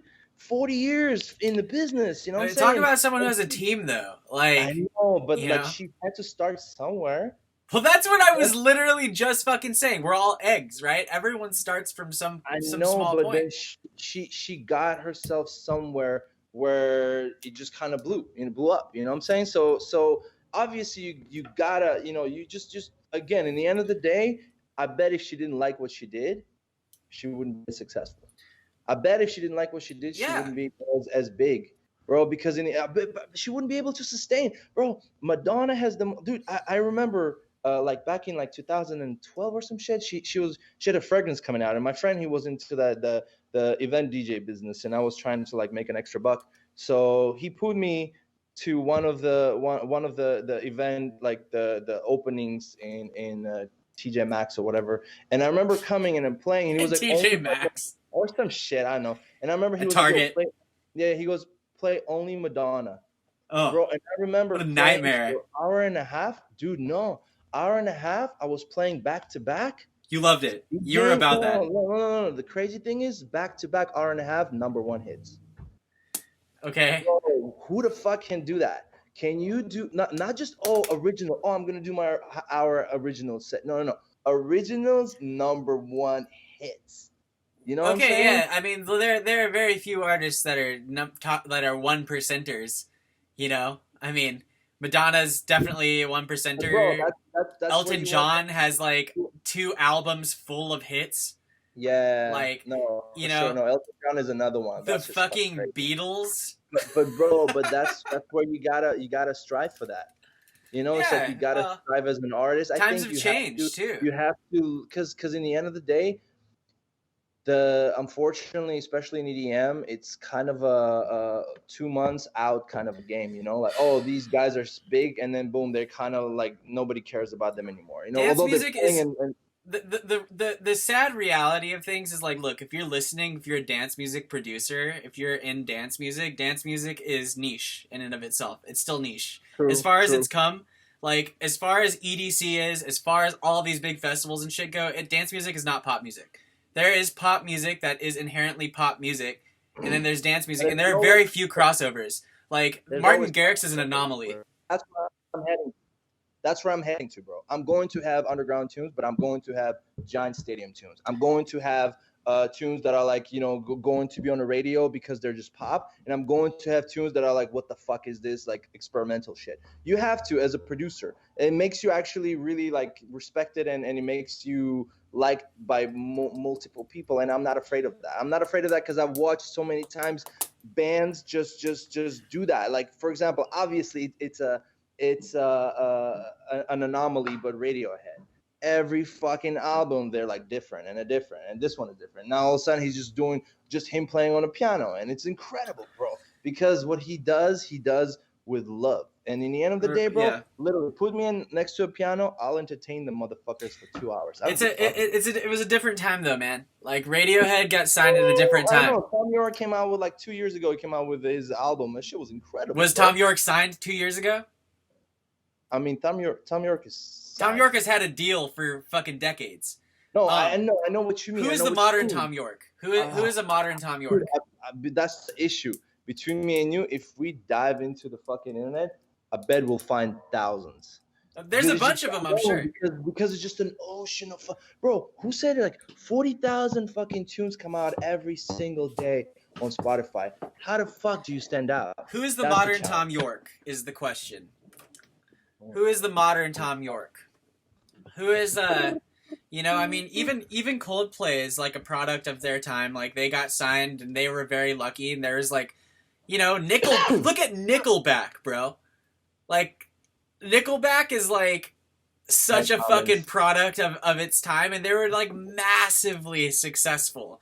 Like, you know, and I can't hate on the guys. Like, it's like, dude, you guys got your bag, right? Like, not saying the music was great. Like, they had a couple hits, and they had, I think, quite a few hits, actually. Like, people fucking liked that band. The guy got famous enough to fucking marry Avril Lavigne. If you get famous enough to marry Avril Lavigne, that's a fucking statement. You might as well just flush your fortune down the toilet, because you won the lottery, dude. You're the skater boy. I was thinking about that shit, dude. Chad Kroeger from Nickelback is the skater boy from that song. Not that he was a skater. Dude. But you know, it's like a whole. It's like this. The people that you know, like, mentioned. I don't know, as far as music wise. Like, now he's a superstar slamming on his guitar. Absolutely, but at the same time, he wasn't good enough for her. No, she said, "See you later, boy." But no, my point was I'm trying to make is those are different people. They're a different industry. This is more of a completely different ball league. I'm talking about dance music producers. I'm talking about Subtronics. I'm talking about Virtual Riot. I'm talking about, like, you know, people who are in it. every Yeah. fucking day in front Very of the computer, niche. creating new shit. But niche, bro, niche. I mean, we saw how niche switches and becomes fucking biggest fucking thing out there. You know what I'm saying? Yeah, So I'm not shitting on it. I think Virtual Riot is brilliant. I think I Subtronics is mean, the great. I big think fucking Disciple is producer today, awesome. bro. I just think that it's not commercial. It's like it's its own thing, and we have our own culture. And I'm not shitting on dance music. Trust me, I love you guys. I love dance Bro, music. Anyone who's What do you listening here mean? is You're probably a in fan. dance. What do you mean? Love you guys. You're in dance music. You make. That's what fucking, I'm saying. You know, I'm saying yeah. anyone who's listening to this podcast is probably a fan of dance music. I'm just saying it's like it's not like we're fucking Maroon 5, you know? It's a different game. It's just a totally different game, and like it's a different politic too. what you know? what are some dance music artists that have crossed over? That's the question. Like Bro, Marshmello. Okay. Diplo? Between me and you, just drum and bass. Okay, just drum and bass. Just drum and bass for me, right? Just drum and bass. Sub Focus. I remember 2011 driving. Carol Q would play a Tidal Wave, and you were like, "What the fuck?" And they would go into the drum and bass part, and everybody's like, "What? This is cool." You know what I'm saying? Yeah. Sub Focus, Wilkinson, Sigma, Chase Status. All four have one thing in common. They all come up with bangers, tunes. Oh my god, that was the most. I was totally expecting like something. You to say you were just like they all make good music. No shit. No, they all make songs that make motherfuckers lose their shit, and not lose their not even motherfuckers make. It's like it's a that's what we call crossover. It's pop. It's also good for girls. And it's good for guys, and it has that drum and bass in it, but it's not too much drum and bass. It's not too Nero. It's not too snobby. Wait. I don't give a fuck. Here's what I'm gonna do. You know? Who is the biggest artist that they've written for? Because Calvin Harris does songs with like Ellie Goulding, and like she's a pop artist. Like Diplo does songs with Dua Lipa. I'm saying they didn't write for, but like for example, But they it's not- work their own singers. You know what I'm saying? Right? Okay, but that's not pop. That's what I'm saying. Nero, that's pop as it gets. But Nero is not as pop as it gets because they wrote most of their songs with Alana. It was a band. No, but still, they were a dubstep act that became fucking pop. They don't get went played on back Clear Channel. And they went back and forth, you know? This is such a pedantic conversation, but It is. it's true though. Okay, like look at Diplo, right? Diplo Okay. he has his name on records. It's Okay. it's like Dua Lipa and Diplo. Yeah. They're like Lil Xan and Diplo. And like as much as I Yeah. hate to say it, like okay, the SoundCloud rappers, they have like a foot in the pop genre that dance music artists simply don't. And it's Yeah, it's just but- rap. I don't know if that's like why it's In rap. the end of the day, bro. In the end of the day, it's again, what are you chasing? What? That's what we've been talking about for the past fucking hour. It's like, what are you chasing? It's like, what are you chasing? I want to still maintain my integrity as an artist, as a musician. If motherfucker comes over to me, if hypothetically Lil Xan comes over to me and wants to do a fucking track with me, I'll make a drum and bass track out of it. I don't give a fuck. I'm not gonna make unless all of a sudden, I would get so inspired. I would walk into the studio with the really, because in the end of the day, genre doesn't matter to me. It's how someone presents it to me. Because if someone will present me a really good mumble rap track that is like, no, I know you're making the face, but if somebody comes up to me, no, I'm talking about Lil Xan, dude. Is Lil Xan even mumble rap? it is, dude. But what I'm trying to say is, if I meet That guy mumbles in his brain, dude. if I meet a producer that convinces me, just musically wise, convinces me that this is dope and this is dope. For example, bro, I hated rhythm. I hang out with Pat. He puts me fucking rhythm tracks. I'm like, holy shit. Some of the sudden death shit, holy shit. You Some didn't of the hate sonic- rhythm then, like Bro, you I didn't hate hated it. rhythm, bro. You know me, dude. I'm a drum and bass head. Yeah, but Bro, because yeah. you favor one genre doesn't mean that you hate all other things. Between me and you, bro, I would perform fucking dubstep events, and I would just be like, oh, I can't wait for me to play. Because it sounded for me like kind of like the same shit. Like, you know what I'm saying? But some of the fucking producers are so good that genre doesn't matter. They make this genre work and sound interesting. Do you feel that way about Lil Xan? My point, what I'm trying to say is, hypothetically, if Little Xan would come to me and be like, "Yo, get with the studio with my producer." There I you go have into it. the studio, and that guy musically convinces me that it's dope. Why the fuck not? I'll do a fucking track. Do But you? that's my problem. Is my problem in the end of the day? All these motherfuckers, they go and they buy like it's just the production. The problem with mumble rap is the production and the content and the quality is shit, and they're getting away with it. They're getting away with The with pr- with repetition, same fucking shit over and over. They're getting away with just every fucking single track has a fucking 808. Like, just come up with something different. I That's don't what I think like that people that are listening. This may be a hot take, but I don't think that people that are listening to mumble rap are listening to the production. I think it's more about like it's the more about message. the artist, like the The delivery message. and the lyrics, and Bling, bling.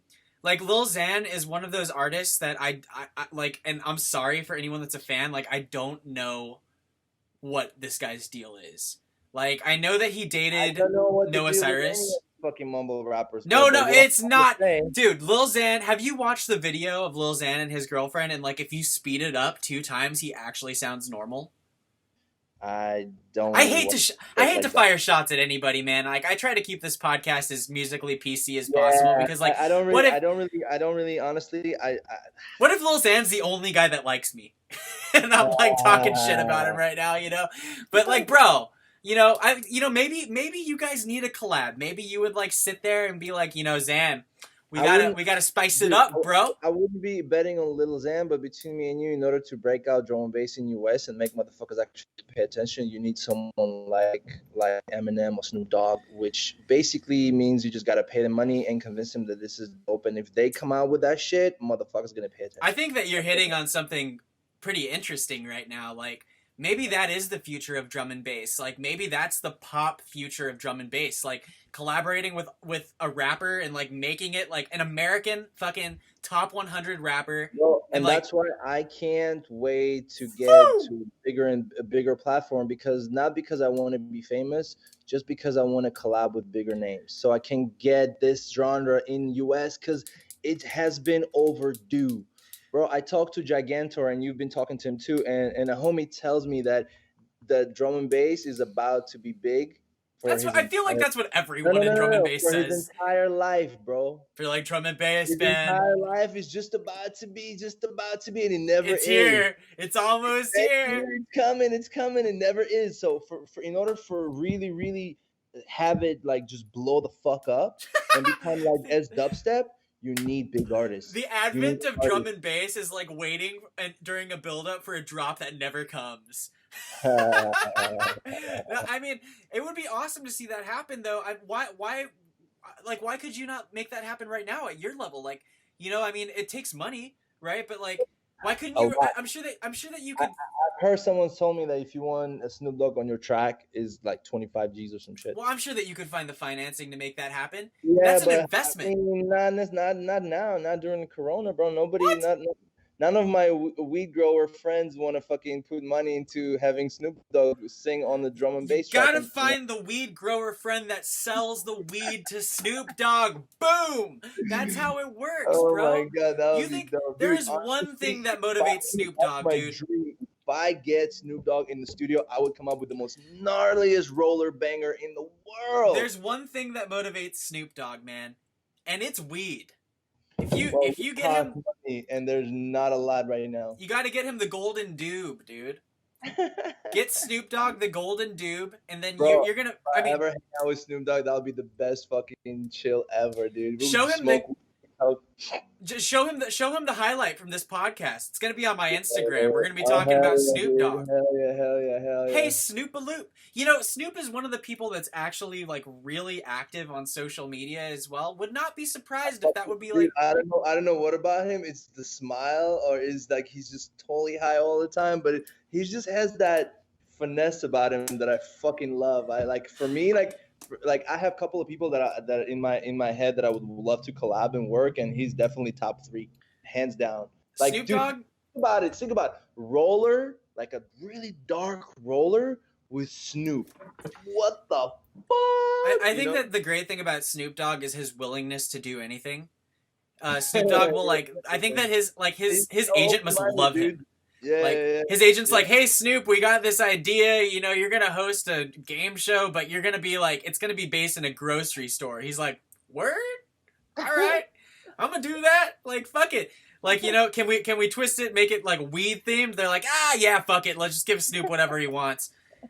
"Hey Snoop, we have this idea. It's for an air freshener." He's like, "Word, all right."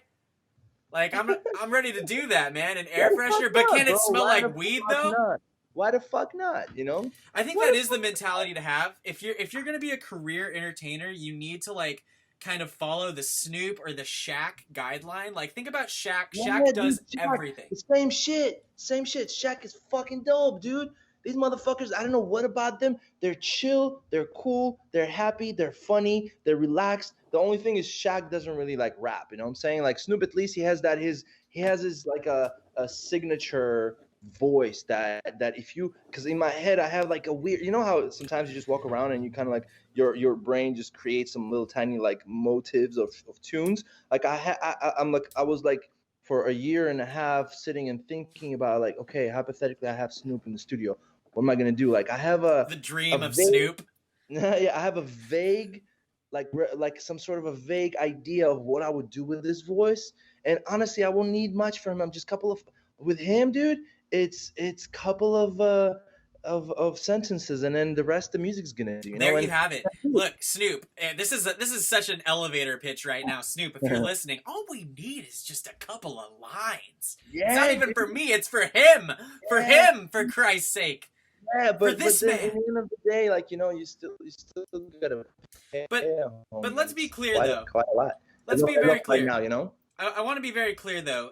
Snoop and Shaq are very different. It's not Shaq's not a rapper, bro. I mean, like I guess he had like one single. Like Shaq is cool as fuck, but he's a DJ. He's more But like a DJ. it's the same mentality. They're entertainers. That's what we are fundamentally. It's like Yeah. if you have the incentive to go out there and like, you know, just do whatever. Like Shaq But, like, would probably also, like, host a game show. Shaq is like a different era, different. Like I like Snoop. I like that old, like the whole, like you know, the Chronic and like everything that he like represented and everything that he did, like every tune that he came out is like that Okay, like wait, that thing, dude, they're you the know? same era. Shaq fucking played basketball at that point in time, but I I don't know if know, you know that's anything what I'm about trying him. to say. Like he's a basketball player. He's not a musician per se. He became a musician. He became a DJ. He No, didn't become a he's been involved in the music business for about as long as Snoop Dogg. Like, Really? yeah, No. See, I don't know. So NSYNC and the Backstreet Boys both recorded at Shaq's studio back in the day. There's some documentary that I Damn. watched. He charged them $1. That's So cool. there's a documentary that I watched, and Shaq has been like super involved in music for a long time, but That's he was dope. famous That's as a dope. But basketball player. he doesn't rap. There's not like a rap song I heard from Shaq. You know what I'm saying? I think He's that not he a- has he's one. not a- bro, he has maybe, but my point is like I don't know him. Like I know and I love Snoop's voice. I can hear like I know and love Eminem's voice. I can hear Eminem on my track. I can Okay, hear yeah. Eminem on a very like a gory drum and bass, just like a boom boom boom, and then have him like na, you know, and have But we're that. not talking about featuring Shaq on a record. I mean, you could. You guys, Shaq, if you're listening, you know, just collaborate, right? I'm sure as Shaq far would as make I some drum and know, bass. Shaq did like intros for like Subtronics.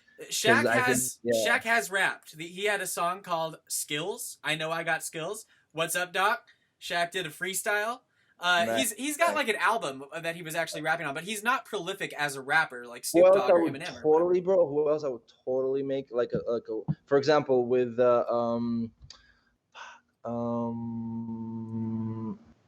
like homie like Lupe Fiasco. I would totally make a Liquid tune with him. Kendrick Lamar, I would totally make a fucking Liquid tune with him, bro. Kendrick Lamar on a Liquid tune? Are you fucking kidding me? Kendrick It would Lamar is sound essentially incredible. rap Or royalty at this point. Childish Gambino, bro. These motherfuckers are so talented. Yeah. You know what I'm saying? Like, Yeah. if I ever get to the studio, that's the reason I'm trying to say. The reason I wanna get to a bigger label, I wanna get to like bigger like level is I want to be able to You want to be able to have your music reviewed by Anthony Fantano on YouTube, is what you're saying. no, I don't really care about that. What I'm trying to say is I want to be able to have good talented artists come and collab with me and create something unique that haven't been heard before. I feel And that. right now, at the position of where I am, I can't do it, so I'm upset. You know what I'm saying? Don't be So upset. it's Who not that doesn't I'm want upset. that? You It's know, just I like mean, it's annoying that it has to do with fame and numbers in the end of the day. You know? it's a process, man. Yeah. I think it Yeah. has to do with connections too. Like it's how you know the person, right? Yeah, absolutely. Like there's no reason why you couldn't make that connection or connect with some of these people like of your own accord. I think it just takes time. It takes reaching out. That's what it is, dude. That's what it is. Here's an axiom of life that I've found to be ultimately true in entertainment. And take it from me, I'm not shit, but like everything that I've achieved, any small achievement, and I'm sure that you'll agree, has come from asking for things. Like you just have to ask. You have to put yourself out there. Like how are you ever going to get a record signed by that record label if you're not submitting to them? Do you think that someone, and I'm not talking to you, I'm talking to like anyone who's listening or watching on YouTube. Do you think that someone's just going to up and fucking discover you? Cuz if so, you're wrong. It's very fucking rare, dude. That shit is so rare, and especially now. What have we been saying this entire podcast? There's more music out there than there's ever fucking been. True. It's like a beach full of sand, and you're expecting to be that one fucking beautiful little sand kernel that gets picked up. Like, come on, bro. You have to scream louder than everyone else and put your shit out there. I'm not expecting shit. I just do what I love, and I love what I do. But you gotta do what you love and love what you do. You got to, because you and have no expectations. Got to. Oh. Right? I mean, dude, and like why not just like continuously put your shit out there and reach out to these rappers or reach out to anyone and be like, hey, I've got this tune, you know, because like I don't know what I'm thinking is when you basically have only one opportunity to impress someone like Snoop. So if you were going to him, first of all, it would be better if it's going to be from somebody that he knows and trusts first. Second of all, when he looks at you, the first second that he looks at you, you got to impress. Third, when you're impressing him, he needs to see some sort of incentive for himself. So when all these dugs are in like, you know, aligned, then it makes sense. Otherwise, like you could just kind of blow your load real quick and then nothing's gonna happen. I think for someone in Snoop's position, it can literally be as simple as like the ROI could be as simple as him liking you. Because like what does he have to gain besides like there's monetary gain, but like that dude does shit literally just because he wants to. And very few people have the creative agency in entertainment to be able to do that. Like a lot of people do make moves based on like how will this benefit me? But then there's guys like Snoop, like Shaq, like fucking Eminem, like whoever, like you know what I mean? They're not thinking about it pragmatically. They're thinking like I'm gonna do it because I like the guy. Because I want to. Like Adam fucking Sandler. Adam Sandler doesn't have to do goddamn jack shit unless he fucking wants to. That's why he makes these like shitty fucking grown-ups movies. But for example, Adam Sandler, right? For his last movie, Uncut Gems, for example, right? I saw the documentary or like an interview about it that they tried to reach out to him since 2011. They reached out to him for 9 years. He said no. Why? Because they weren't as impressive. They weren't as big. As soon as they came out with Good Times, and he saw it, and he saw, oh man, these motherfuckers are serious. Guess what? Then he agreed. But that shit took what? 9 years? What a testament that is, though. Why not reach out for fucking 9 years and just embrace the no's from people? Because that's what entertainment is. Yeah, for sure. With entertainment, if you're investing right now, if you decided to pick up DJing yesterday, expect 10 years of fucking no's and just learn to love it. This is what the game is. That's how drum and bass people work.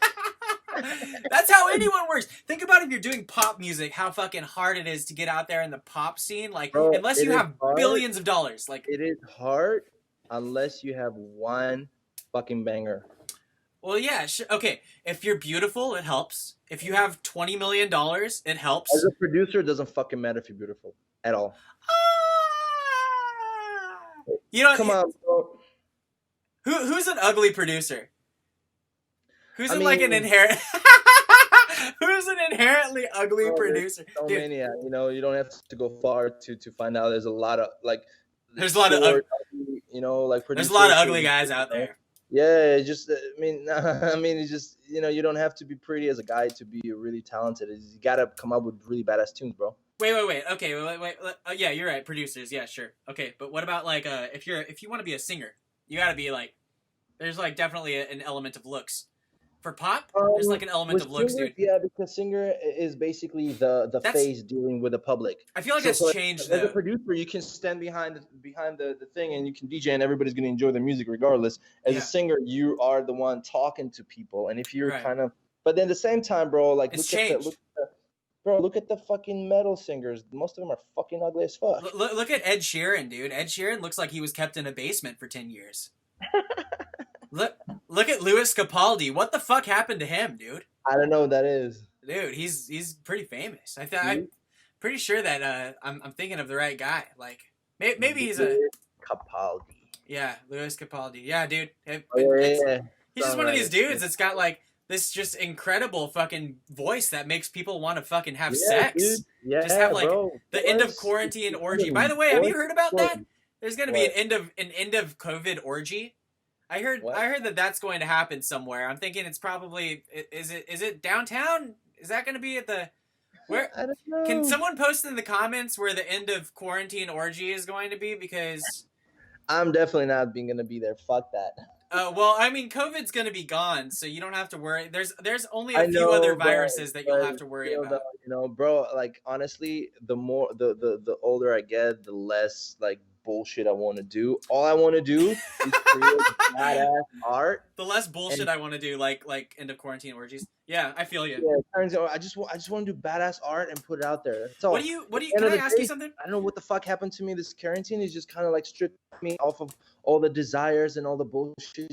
Just kind of just like, okay, what do I really fucking want for my life? Right. And then at the end of the day, it's kind of just funnels down to, I just want to do this. I don't care about nothing. I just want to do this. That's You know what I'm great. saying? So, I think that's yeah. great. I want to ask though, just like kind of pivoting off of the end of quarantine orgy idea. What is there like? I was watching a Your Mom's House podcast the other day, and they were talking about the stigma. My With, mom's house podcast. yeah. It's Oh God, why am I fucking? I'm totally blanking on his fucking name. Yeah. It's dude. It's No brilliant. It's Tom Segura and Christina Pazitsky. Oh yeah. His wife, I right? love Tom Segura, bro. The shit. He's hilarious. But they were talking about the stigma with porn. Is there still even a stigma with porn? Like I think as a like if you're a performer, what is the stigma? I was thinking about it. I was like running this through my head. Like why would you not be able to be a pop performer? And like everyone has a sex tape now. So like Not really. what's the issue? Dude, Kim Kardashian made her entire fucking career off of a sex tape. Yeah, but she had a whole team of PR guys telling her what to do. So it was a spark. The sex tape was a spark, and then she went with all. And probably she fucking paid shit ton of money just to promote that shit, which she has a lot of money from. What her is dad. the stigma though? Like, do you think that doing porn would destroy your career? Well, the issue with porn is the same issue with like, you know, prostitutes or whatever. You know what I'm saying? Is it? Everybody does it. Everybody does it. Everybody goes there, but everybody is on a hush hush because in the end of the day, America is still a Puritan country, and in the end of the day, there's a lot of people who looked at it and condemn it. Between me and you, I have no like it's kind of like it's useless. If a person, especially, but the funny thing is how Corona again switched it because I know a lot of girls that I just kind of know as friends doing OnlyFans right now. Yeah, that's what I'm saying though. So this is I was gonna just pivot into that. Like this Hold on is a second. So shit's shifting now, huh? Because like before it would be, oh fucker, she's a whore, and I was like, there's no other way to make money. Motherfuckers pay for pussy. They will pay someone $5 a month to show her ass. You know what I'm saying? it's a And- paradigm shift. Yeah. So now it's okay. It's a little bit more acceptable. Hopefully it is. In the end of the day, bro, is the divide of people who are closed-minded and open-minded. Okay. I consider myself an open-minded person. There are some things I wouldn't do. There's some things I would do, but in the end of the day, What would you not do? What would you not do? I would not watch a snuff movie. I hate those. Oh, well, who's gonna watch us? Wait, you said that you hate those. Have you seen a snuff movie before? Snuff movie? Yeah, I fucking hate those, bro. How did you I see? That's like where someone gets killed while having sex. know, but some people fucking love shit like that, you know? Again, some I'm pretty people- sure that's very illegal. I don't think so. Is it? I think that's illegal to like. But my point is, like, for me, like, for example, like watching I would like show Wait. my friends and send them like something like like a horse fucking a girl or some Oh shit my, but dude, as a that's troll. But I would never want to just go out there and look for it for my own leisure. Fuck that. No way. You know what I'm saying? you're talking about from a consumer side. Well, why? Who's gonna go out? Dude, come on. If you guys are going out and watching horse porn, then seek help. That's all that I can say. Seek some fucking help. If you dislike this video because you're a horse fucker, dude, you're a real son of a bitch. That's all I can say. You better not be fucking. That is the most fucking. Oh my god, dude. You know what I mean, bro? There's people who actually like shit like that, and I'm really thankfully not one of them. So like shit like that, I would never like think of going and looking. But also, what would I want to do? I don't know, man. Like just I wouldn't go out there pranking people and shit, because that's like that's like Vitaly, right? shit like that. Yeah, I wouldn't go and do it because again, because I don't want to see myself representing that. I don't want, which is nothing wrong. I love watching pranks. I love actually giggling and watching fucking pranks. But what I want to do is as an artist, no. Would I want to do something, But again, it's like same it's thing like, with porn, love watching it, don't want to do it. There you go, right? That's basically bro, the like, bottom line. between me and you, okay, hypothetically, if there will be a porn star and she wants to fuck, I'll fuck her. I don't give a fuck. If they put a camera, I'll be like, hold on a second, because But why? also, Why is I that? that? don't want my kid to watch me fucking somebody else. I don't want him to be Oh, bullied. that's right. If Yeah, you have you know what I'm children, saying? that's an element that you have to think about. What if someone offers you $1 million to do it? That was a question that was dude, kinda I don't posed. give a fuck. Then I'll fuck whoever the fuck I want. See that? Okay, so there's your statute. There's your limitation. $1 Right there. million? You kidding me? $1 million can make so much shit happen. You kidding me? So you would do the porn for $1 million and you would reinvest that into your music career. Is that what you're saying? I don't know, why would somebody offer me $1 million to fuck someone? It's You never know. it's ridiculous. It's a sick, dude. twisted game of theirs. They're like, Yeah, $1 million. they're like, yo, big, for sure, I'll fuck a granny. It's Jeff Bezos, right? Jeff Bezos has enough money to offer everyone $1 million to do their own personal porno. Oh, he the last thing he's gonna do is invest it in someone fucking somebody for $1 million, dude. He has that guy's worth over 200 bill, dude. $1 million is a drop in the bucket. 400, bro. Oh, 400. It's now 400 bill. Yeah. Okay, dude. Then $1 million to him is literally like spending $100 somewhere. Yeah, it's bullshit. Yeah, for sure. Nah, dude. But like hypothetically, if it would come and give me $1 million, I would fuck. Yeah, I would do a porn for sure. I mean, like I just don't see the. I understand what you're saying. Dude, I'll do porn for 100,000. I don't give a fuck. I see. Okay, well, you're totally like backstepping. You're No, backpedaling I'm what you not just said. backstepping myself. I'm saying just for myself going and doing porn, not a good idea. But if I get paid, that will allow me to get my career up. Why the fuck not? My question is, do you think that it would be detrimental to your career? Like, would it prevent you from having fanship? Because I think that we've come. Lose some fans, but because I would expose myself way more, because now I have 100,000 to blow on this fucking career. Literally, just 100,000, just fucking Facebook ads. Let's go. I'm all over Facebook and shit. There are porn stars who have made their segue into music as like fairly successful DJs. I'll be honest with you. What? I've seen Instagram models with 5 million 5 million followers who like they show their stories from like a studio. Oh my god, I'm in the studio making tunes. I listen to them. Most of it is dog shit. Okay, but that doesn't that reflect on someone's like, someone's tenacity as far as creating music goes? Like, I'm not saying it doesn't say that they don't have a platform. Dude, we're in a position when if you have a laptop, you're a fucking producer. If you have a little shitty fucking controller with a Spotify subscription, you're a fucking DJ. In the end of the day, it doesn't matter. It's the integrity that is a merit right now, because everybody can be anything they want to be. But however, the chick who did porn all her life, and now all of a sudden in 2 weeks period, she paid this producer to produce her shit. She doesn't know what the fuck she's doing. People, like I said, subconsciously, they will feel it. They will feel something. Okay, but what if you're really good? What if you're like it's really good music? Man, if it's really good music, then hell yeah. Why the fuck not? It doesn't Right. fucking. I said I don't have So- prejudice towards that. So at where's all. the stigma? That's my point. Is like in my mind at this point in time, it feels like I don't know. It feels like hating on someone for doing that, and then also being able to make really great music, just seems like obsolete. It's like, who the fuck cares? Yeah, I mean, dude, if somebody in porn does an incredible job and makes a fucking tune, hell fucking yeah. Like Lupe If Fuentes has some great if somebody songs. in porn makes a drum and bass banger, I'll rinse it. I don't care. I'm not gonna be like, oh, she does porn. I'm not gonna do her fucking shit. No way. I'll fucking do it. I'll play it. I wouldn't give a fuck. But most of them, unfortunately, don't really. It's not quality. It's not quality content, bro. I don't think that anyone would be like would hate on you for having done that and not play your music if your music is good. I think that's what it comes down to, is like let the product speak for itself, and like That's it. In the end of the day, it's all about quality and integrity. That's it. could Snoop Dogg do porn? I think he already did porn. He already did.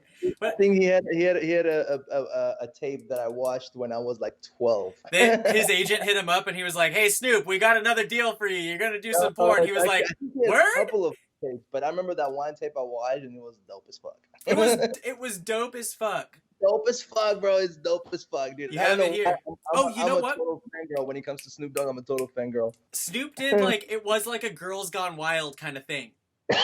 Yeah. That's what it was. It was like Girls Gone Wild. Yeah. Snoop Dogg. Dude, he has done everything. There's nothing that you could imagine that Snoop Dogg Why the fuck hasn't not, done. bro? Why the fuck not? Why the fuck not? Why the And fuck again, not? Entertainment business. If if it's feasible from business perspective, why the fuck not? You Yeah. know?